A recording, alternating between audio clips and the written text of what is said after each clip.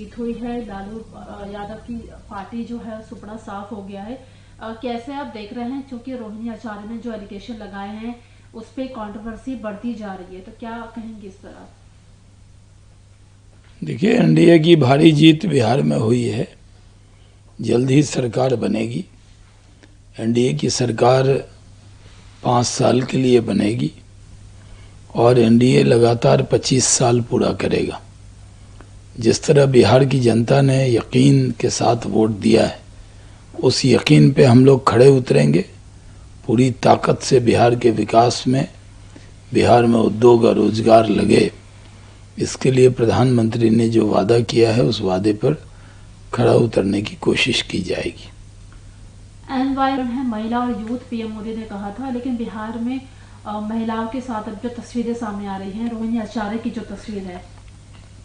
देखिए, लालू जी की परिवार का मामला है और पारिवारिक मामले में ज़्यादा बोलना सही नहीं है, लेकिन जिस तरह की बातें रोहिणी आचार्य ने कही है वो काफ़ी दुखद है। इस पर लालू परिवार की तरफ से ही सफाई आनी चाहिए, क्योंकि रोहिणी आचार्य एक ऐसी लालू परिवार की तो बेटी हैं, लेकिन बिहार की बेटी भी, और बिहार में बेटियों का बहुत सम्मान है। किसी का भी अपमान नहीं होना चाहिए। जन स्वराज पार्टी के अध्यक्ष प्रशांत किशोर ने बोला है कि चुनाव से पहले 10,000 रुपये जो महिलाओं को बंटवाए आप लोगों ने, बीजेपी ने, केंद्र सरकार ने, वो विश्व बैंक के 14,000 करोड़ रुपए की फंड का इस्तेमाल किया है, साफ तौर पर चुनावों को प्रभावित किया है।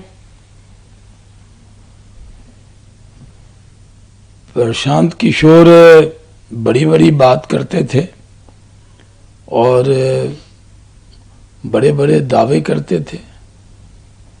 उनके दावे पे किसी को यकीन नहीं हुआ। वो राजनीति जो है वो सेवा है, वो इवेंट नहीं है, और जीरो पर उनकी पार्टी आउट हो गई। अभी भी अनर्गल बयानबाजी से बाज आना चाहिए उनको। चुनाव आयोग की घोषणा, चुनाव की घोषणा में उछाल जो आया है, कांग्रेस पार्टी उस पर सवाल खड़े कर रही है। इस पर इलेक्शन कमीशन ने अब अपना रुख भी रखा है कि क्या वो पूरा प्रोसेस था। तो क्योंकि इलेक्शन कमीशन पे तो सवाल उठाते ही आ रहे हैं वो लोग। देखिए, कांग्रेस पार्टी हार गई है, उसको हार स्वीकार करनी चाहिए। कांग्रेस पार्टी को थोथे तर्क नहीं गढ़ने चाहिए। कांग्रेस पार्टी हार का ठीकरा अपने ऊपर और राहुल गांधी पर नहीं लेने के लिए जानबूझ के चुनाव आयोग को टारगेट करती है। चुनाव आयोग को टारगेट करना ये कांग्रेस की आदत बन गई है। ये कांग्रेस को लत लग गई है चुनाव आयोग को ब्लेम करना। कांग्रेस पार्टी आईने में खुद को देखे कि उनसे क्या भूल हुई जिसकी सजा जनता ने उनको दी है। कांग्रेस पार्टी सिंगल डिजिट में रही और कांग्रेस को तो खुशी मनाना चाहिए कि दिल्ली में जीरो पे आउट हुई थी 70 सीट लड़कर। अब वहां 55-60 सीट लड़कर कम से कम 6 सीट तो आ गई उसको। कांग्रेस पार्टी तो जीरो के लायक भी नहीं है। जो लोग जीत कर आए हैं वो खुद अपनी मेहनत से जीत कर आए हैं। कांग्रेस के सिंबल का कोई रोल उसमें नहीं है। अगर वो सिर्फ कांग्रेस का प्रचार करते तो जीरो पे आउट हो जाते। कांग्रेस के बड़े बड़े दिग्गज कांग्रेस के सिंबल की वजह से हारे, जिनकी बहुत अपनी पकड़ भी थी, वो भी क्योंकि कांग्रेस के उम्मीदवार थे इसलिए चुनाव हार गए। आज कांग्रेस का नाम सुनने को भी कोई तैयार देश में नहीं है। कांग्रेस जहां भी लड़ेगी उसका हाल दिल्ली और बिहार जैसा होगा। सफेद पोश आतंक लिया गया है।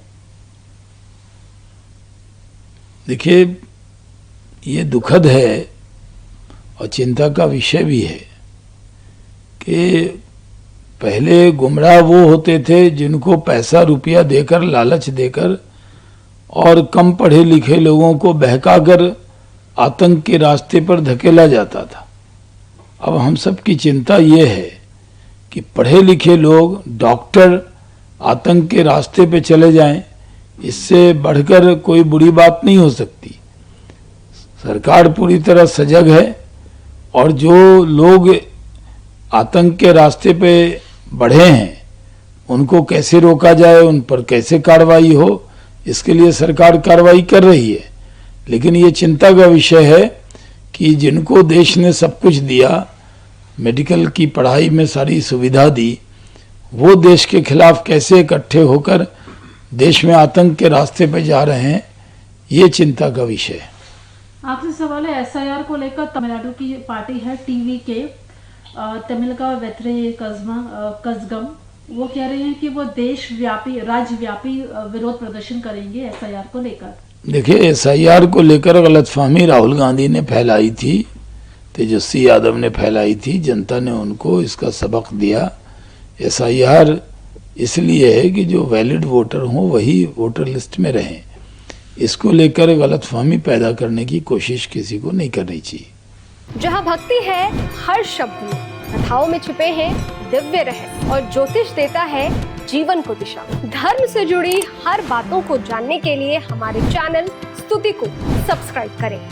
चैनल पर जाने के लिए इस लिंक पर क्लिक करें।